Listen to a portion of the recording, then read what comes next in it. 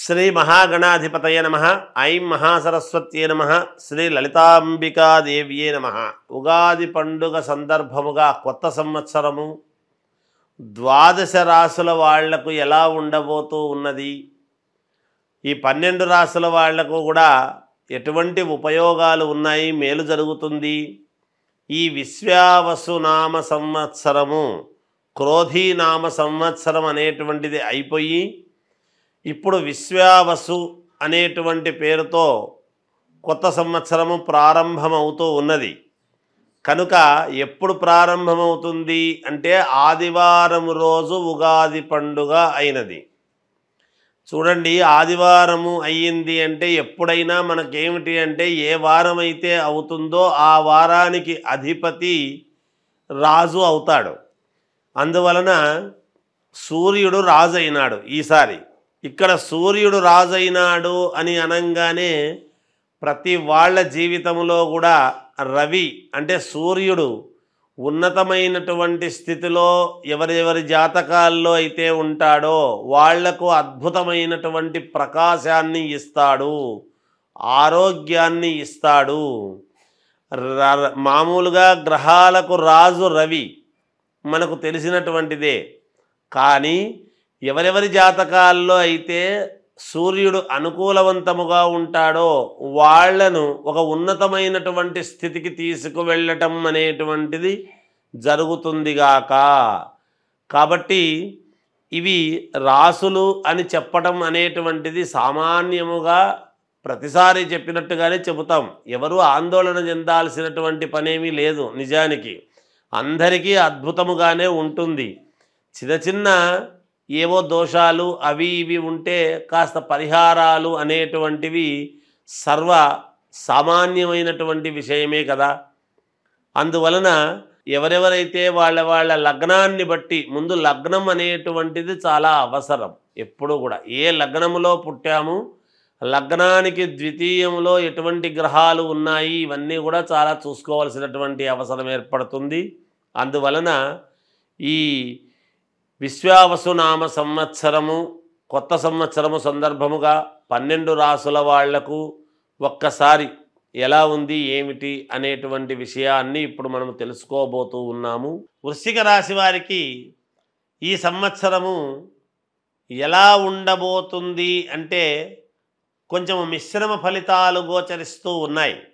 చిన్న చిన్న ఇబ్బందులు ఉన్నప్పటికీ కొంత విజయము, కొంత ఇబ్బందులు అనేటువంటివి ఉంటాయి.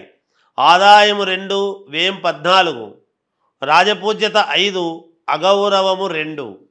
గౌరవించేటువంటి వాళ్ళు 3 ఎక్కువగానే ఉంటారు. గౌరవానికి ఏమీ లోటు ఉండదు.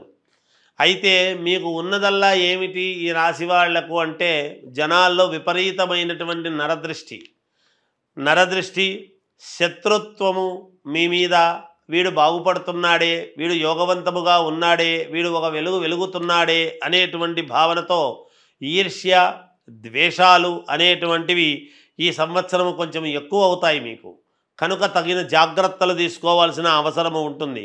కుటుంబ సమస్యలు అనేటువంటివి కూడా ఒక్కసారిగా చుట్టుముట్టడం లాంటివి జరగవచ్చును అనేటువంటిది ఉన్నది. దేహ సమస్యలు ఉంటాయి, అధిగమించేదానికి అవకాశాలు ఉన్నాయి, ఏం లేదు దాని గురించి. గవర్నమెంట్లో ఉన్నటువంటి వాళ్లకు కొన్ని ఇబ్బందులు ఉంటాయి, కొంచెము అధిగమిస్తారు కూడా ఒకానొక సమయంలో. ఐఏఎస్ ఐపీఎస్ ఆఫీసర్లకు యోగము చాలా బాగుంది, అనుకూలవంతముగా ఉన్నది. డాక్టర్లకు కొంచెము మధ్యమముగా ఉంటున్నది. ఏదైనా ఆపరేషన్లు చేసేటప్పుడు కానీ చెందేటప్పుడు కానీ చిన్న చిన్న ఇబ్బందులకు గురయ్యేటువంటి అవకాశము, చిన్న అపవాదు మూటగట్టుకోవడము లాంటివి జరగవచ్చునేమో డాక్టర్లకు అనేటువంటిది తెలుస్తూ ఉన్నది. వ్యాపారము చేసుకునేటువంటి వాళ్లకు బాగుంది, యోగదాయకముగా ఉన్నది. అనేక రకాల వ్యాపారాలు చేసుకునేటువంటి వాళ్లకు విపరీతమైనటువంటి లాభాలు వస్తాయి అనడానికి లేదు, కానీ ఎంతో కొంతవరకు అయితే అనుకూలవంతముగానే ఉన్నది. ఉద్యోగస్తులు ఉద్యోగాలు చేసుకునేటువంటి వాళ్లకు ఆకస్మికముగా ఏదైనా మార్పు జరగటము, చిన్న చిన్న ఇబ్బందులు, అధికారుల వలన అసంతృప్తి అనేటువంటిది రావటము, తద్వారా మానసికమైనటువంటి చింతనతో ఆందోళనకు గురి కావటము, భార్యాభర్తల మధ్య చిన్న చిన్న విభేదాలు తలెత్తేటువంటి అవకాశాలు ఉండటము, అలాగే పిల్లలు సంతానము గురించి కొన్ని ఆలోచనలు చేయటము, తద్వారా కొన్ని సమస్యలు రావటము, ఇలాంటివి ఏవో ఉండబోతూ ఉన్నాయి. ఏది ఏమైనా కొన్ని సందర్భాలలో కొన్ని మళ్ళీ యోగవంతముగా కూడా ఉండబోతూ ఉన్నాయి. అనూహ్యముగా కొత్త వాళ్ళు పరిచయం కావటము, తద్వారా కొంత మేలు జరగటము కూడా ఉంటుంది గాక. అలాగే విద్యార్థులు, చదువుకునేటువంటి విద్యార్థులకు చాలా బాగుంటుంది. చాలా బాగుంది కదా అన్నారు కదా అని ఇంట్లో పడుకుంటే కాదు కదా, కానీ జాగ్రత్తగా చదవాలి. అలాగే విదేశాలకు వెళ్ళాలి అనుకునేటువంటి వాళ్ళు వెళతారు. అక్కడ మంచి మంచి అవకాశాలు మీకు లభిస్తాయి, చేసుకోగలుగుతారు.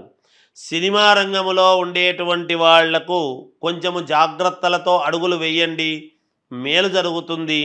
రాజకీయ రంగంలో ఉండేటువంటి వాళ్లకు విపరీతమైనటువంటి అధిక శ్రమ అనేటువంటిది పడాల్సిన పరిస్థితి ఉంటుంది.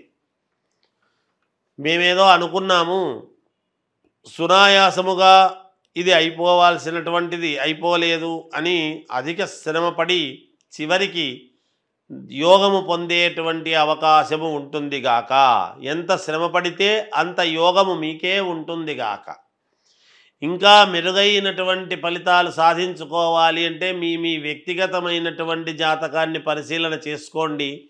లగ్నము గనక మంచి లగ్నమై అనుకూలవంతమైనటువంటి గ్రహాలు ద్వితీయములోను, పంచమములోను, నవములోను, నవమస్థానములోను, ఏకాదశములోను మంచి యోగవంతమైనటువంటి గ్రహాలు ఉన్నాయి అంటే మాత్రము నేను చెప్పిన వాటికంటే అన్ని అద్భుతముగా తిరగబడేటువంటి అవకాశము కూడా ఉండవచ్చునుగాక. 12 రాశుల వాళ్లకు కూడా, అంటే మేషము నుండి మీనరాశి వరకు కూడా మీ జాతకపరంగా ఏదైనా లోపాలు ఉంటే చేసుకునేది చేసుకుంటూ విశ్వావసునామ సంవత్సరములో మీరు ఎటువంటి పరిహారాలు చేసుకుంటే మేలు జరుగుతుంది అని గనక అనుకున్నాము అంటే, గోవుకు, అంటే ఆవులు ఉంటాయి, ఆవులో 33 కోట్ల దేవతలు ఉన్నారు అనేటువంటిది ప్రతీక అందరికీ తెలిసినటువంటి విషయమే. ఈ గోవుకు ఏం చేయాలి అంటే మంగళవారము, గురువారము ఈ 2 వారాలు మీరు గోమాత దగ్గరికి వెళ్ళి ఆ గోవుకు ఎడమవైపు ఉన్నటువంటి కొమ్ముకు మాత్రమే పసుపు పట్టించి కుంకుమ పెట్టి మీరు 9 ప్రదక్షిణలు చేసి ఆ గోవు తోకతో పుచ్చముతో మీ యొక్క తల మీద కొట్టుకొని రండి. ఇలా ఒక 7 సార్లు చెయ్యండి. రోజు వారం పొడవునా కాదు, ఈ సంవత్సరము పొడవులో 7 సార్లు చేస్తే చాలు, ఈ సంవత్సరానికి అంతా కూడా కలిపి.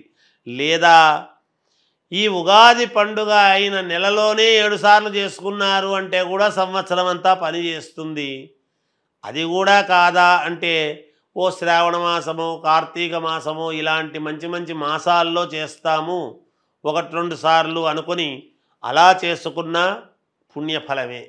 ఏది ఏమైనా ఈ సంవత్సరములో ఒక 7 సార్లు అయితే గోవును మీరు సందర్శించి 9 ప్రదక్షిణలు చేసి ఆ గోవు ఎడమ కొమ్ముకు, అంటే మనము నిలబడినటువంటి చోట కుడి చేత్తో ముట్టుకుంటే దానికి ఎడమదవుతుంది, అటువంటి ఎడమ కొమ్ముకు మాత్రము పసుపు పట్టించి కుంకుమ పెట్టి ఏదైనా తోటకూర లాంటిదో, పళ్ళో, లేదా ధాన్యం అంటే బియ్యము కాకుండా జొన్నలు కానీ ఇలాంటివి, లేదా అలసందలు కానీ ఇలాంటివి ఏవో ఉంటాయి కొంచెం, అలాంటివి ఏవి పెట్టినా పుణ్యప్రదమే అవుతుంది, మీకు మేలు జరుగుతుంది, చాలా వరకు పరిహారము జరుగుతుంది అని తెలియజేస్తూ జయోస్తు.